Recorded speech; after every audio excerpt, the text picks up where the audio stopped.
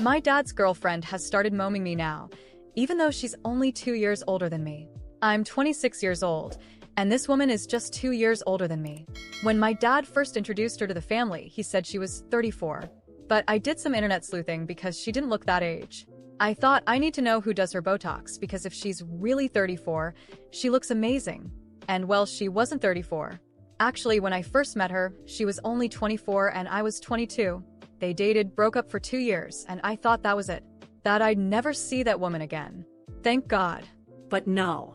Guess who showed up at my Thanksgiving dinner this year? Uninvited and unexpected? My sister. I mean, my stepmom. I don't even know. Obviously, there's always been a weird dynamic between us because she's practically my age and dating my dad. But we always managed to keep things polite and superficial. I never really tried to get to know her. Can you blame me? Usually, she kept to herself, stayed close to my dad, and understood how awkward the situation was.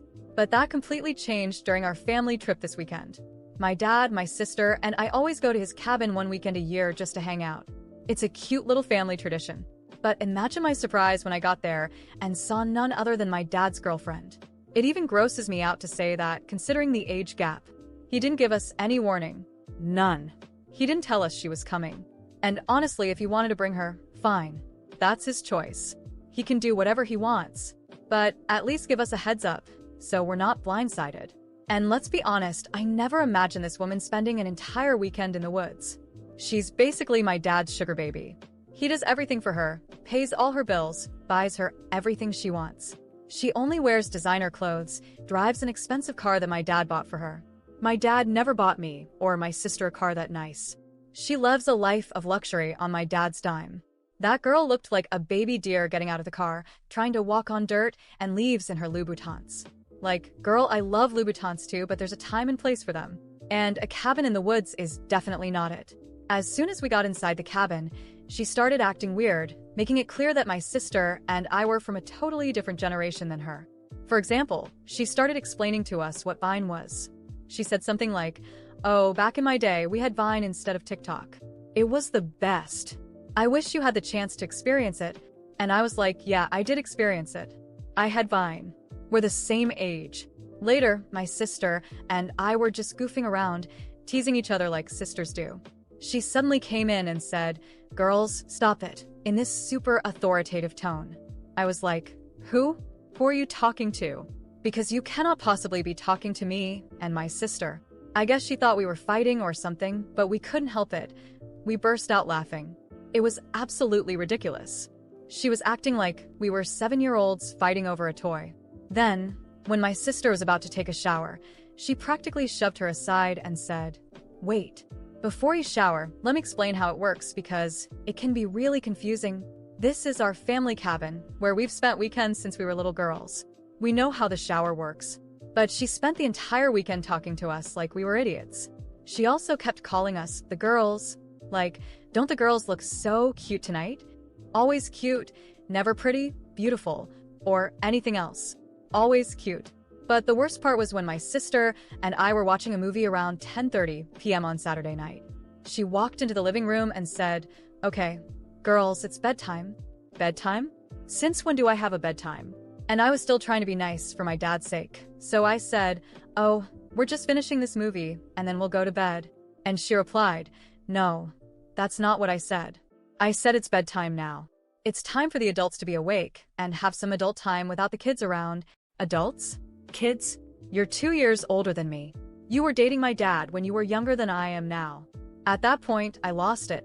I looked at her and said, "You can play house and live off my dad, but don't come in here and patronize me and my sister." I told her, "I don't want to fight with you, but I promise that's not a fight you want to start or one you'd win." She ran off crying to my dad about how mean I was to her. Like, girl, I've been polite to you for years even though this situation is weird. You should be grateful this is the first time I actually stood up to you. I don't even know what to do anymore because ignoring her doesn't seem like an option now. After that night at the cabin, I thought maybe my dad would understand my side. After all, I had always tried to keep the peace, even though this whole situation was ridiculous. But of course, I underestimated how much power this woman has over him. The next morning, the atmosphere was tense. My dad barely looked at me or my sister during breakfast, while she made a point to sit next to him, playing the victim. She didn't even try to hide her fake tears, clearly trying to manipulate him even more. My dad started in a firm tone. "We need to talk about what happened last night." I rolled my eyes. I knew a lecture was coming, but I didn't expect what he said next. "I don't know what's going on with you, but you need to start treating Amanda with more respect." Respect?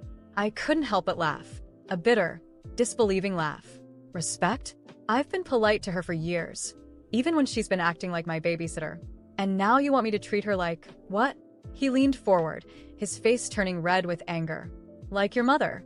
That sentence echoed in my head. It was like a slap in the face. My real mother had been an incredible woman. Strong, intelligent, loving. And now he wanted me to put this girl, because that's what she is, on the same level? You have to be kidding me, Dad. This woman is 2 years older than me. How do you expect me to see her as a mother figure? Amanda, of course, took the opportunity to jump in. She gently placed her hand on his shoulder, faking a calmness I knew was calculated. "I don't want to cause problems in the family. I just want to be a part of this, help bring everyone together." My sister, who had been quiet until then, snapped. "Help? You've been treating us like kids since you got here. Want to explain how the shower works again, just to make sure we got it?" Amanda put on that offended face she was so good at, and my dad immediately stepped in to defend her. "Enough." He slammed his hand on the table so hard that even I jumped. "I won't tolerate this kind of behavior. Amanda is part of this family now. You both need to accept that." "Part of the family?" I stared at him, trying to process it. "Dad, do you hear yourself? This woman is with you for your money. Everyone sees it but you." That was the breaking point. He stood up, pointing his finger at me. "That's enough. I won't let you keep disrespecting Amanda like this. If you can't accept it, maybe you shouldn't be part of these family trips anymore." That hit me hard. He was basically excluding me from the family for her. Amanda, meanwhile, hid a satisfied smirk behind fake tears. "I can't believe you're saying this." My voice trembled with anger and pain. "You're choosing her, someone you barely know, over me and my sister? We are your daughters." He crossed his arms, looking at me like I was the problem.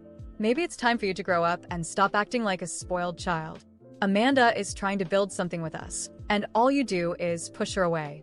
My sister stood up, ready to leave. "Let's go. This is ridiculous." Before I could say anything, Amanda spoke again, with that soft, manipulative voice I knew all too well. "No, please don't go. I really want to work this out. I just want us to be a united family." "Family?" My sister laughed bitterly. "Do you really think you can buy us with that fake speech? We don't need you here." Amanda looked at my dad, who immediately defended her again. "You two need to stop attacking Amanda. She's here to stay, and you need to learn to live with that." I said nothing. I grabbed my things and left the table. My sister followed me. But before we could leave the cabin, my dad called out to us one more time. "If you leave now, don't think about coming back until you apologize to Amanda." I turned around and looked him straight in the eyes. "Apologize? Please, Dad. When you finally realize what's going on, it might already be too late." We walked out together, my sister and I, without looking back. On the drive home, the silence was heavy. I knew in that moment something had shifted in our family. Amanda had gotten exactly what she wanted, a division between us and my dad. But I knew this wasn't over. This situation was going to get worse before it got better. And I wasn't about to back down. If he expected me to apologize, he was going to be waiting a very long time. The days that followed that disaster at the cabin were suffocating. The silence between my father and me was heavier than any argument we had ever had. No calls, no messages. Just emptiness. I knew he was upset with me, but I was furious with him too. And with Amanda. Especially Amanda. It was only 3 days later that the inevitable happened. I received a cold, dry text on my phone. It was from my father. "Dinner at my house Friday, 8 p.m. I want everyone there so we can sort this out." "No, please. No, how are you?" "Just an order." I sighed. Part of me didn't want to go, but another part, well, maybe a small part of me still hoped he would realize the mistake he was making. On Friday, I went to his house. The house where I grew up. But as I walked through the door, everything felt strange. Cold. Like I was a stranger there. Amanda was already there, of course, sitting comfortably on the couch, scrolling through her phone as if that space had always been hers. My sister sat silently on the other side of the room, avoiding eye contact. My dad was in the kitchen, and dinner was already served on the table. We sat down. The atmosphere was unbearable. Silence, forced chewing, and tension hanging in the air like a thick cloud. My father, who had called for this dinner, barely spoke. He just ate, staring at his plate. Amanda, as always, didn't miss the chance to take control. "Well, since no one wants to start," she said, slamming her utensils down on the plate. "We need to talk about this unacceptable behavior." I roll my eyes and sighed. "What behavior, Amanda? Not accepting being treated like a child by you?" She smiled, but it lacked any warmth. "Do you really think you can keep disrespecting your father and me?" She leaned over the table, eyes sharp. "If you keep this up, I'll have to start setting limits. And I won't hesitate to ground you, understand?" Her words echoed through the room. Ground me? I didn't know whether to laugh or cry. I looked at my father, waiting for any reaction. Anything. But he kept eating, as if nothing had happened. Amanda continued. "In fact, it's about time you understood that there's a hierarchy here. And if you don't learn to respect it, I can take away some privileges. You like coming here, don't you? Well, that could end." My throat tightened. My hands trembled. I didn't know what to say. My father was still there, silent, pretending not to hear. My voice came out weak, but full of pain. "Are you hearing this, Dad? Is this what you want for your family? Because I can't do this anymore." I stood up, so quickly the chair nearly fell over. "I'm leaving. I'm going far away. I can't stand watching you let her humiliate me like this. I can't listen to you compare my mother to this." I pointed at Amanda, who now looked at me with pure disdain. My sister's eyes widened, shocked by my outburst. Amanda, of course, just crossed her arms with that smug, victorious smile. I was just about to walk out when, for the first time that night, I heard my father's voice. "Wait." I stopped but didn't turn around. My tears were on the verge of falling. He slowly got up from the table. The silence was broken only by the heavy sound of his footsteps. "Amanda, leave." The room went silent. I turned around, unable to believe what I had just heard. Amanda, stunned, let out a nervous laugh. "Excuse me?" My father stared at her with a firmness I hadn't seen in years. "You heard me." Leave. Now. She froze for a moment, but then started laughing as if he were joking. "You can't be serious. After everything I'd done for you?" My father took a step forward. I said now. "No woman, no one, humiliates my daughter like that. No one." Amanda's eyes widened in shock. She looked at me, then at him, realizing he wasn't joking. "You'll regret this," she hissed before grabbing her purse and slamming the door on her way out. The house was completely silent. I stood there, frozen, not knowing what to say. My father ran a hand over his face, clearly exhausted. "I'm sorry," he mumbled, but that apology felt hollow. It didn't erase everything that had happened. It didn't change the fact that he only acted when he saw I was about to leave. "She's not the only problem, Dad." My voice was low but steady. "You let this happen. You put her above us." He didn't respond. He just stood there, staring at the floor. I took a step back. "I still need time. I don't know how long, but I can't stay here right now." Without waiting for an answer, I grabbed my things and walked out. The night was cold, but breathing in the crisp air felt like relief. I felt the tears falling, but I kept walking. My father had defended me, but the damage was already done. It took me a long time to forgive my father. But honestly, I think I needed to forgive myself first. The anger I felt toward him slowly faded over time, but it didn't disappear overnight. How could it? Not after everything that happened. But what started to eat away at me wasn't the anger, it was guilt. A quiet, suffocating guilt that grew day by day. I started noticing how my father had been since that night. He wasn't the same man anymore. The man who used to be confident and steady now seemed small, withdrawn. He moved slower, his eyes always downcast, as if he was carrying a weight he couldn't shake off. And that weight was Amanda. He never said anything, but I could see it. He was suffering. Suffering because he had sent her away, because he had chosen me and my sister over her. And even though he probably knew he did the right thing, it clearly came at a cost. I started wondering if I had done the right thing. If I had pushed too hard. Amanda was unbearable, manipulative. That's true. But did I really need to force my father to choose? Did I need to throw everything I thought about her in his face? Maybe not. Maybe I should have let him figure it out on his own. Because in the end, it wasn't my life. It was his.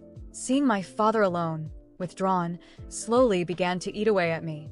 And the more time passed, the more I wondered if the choice he made was really out of love for me or out of fear of losing the only family he had left. And that hurts.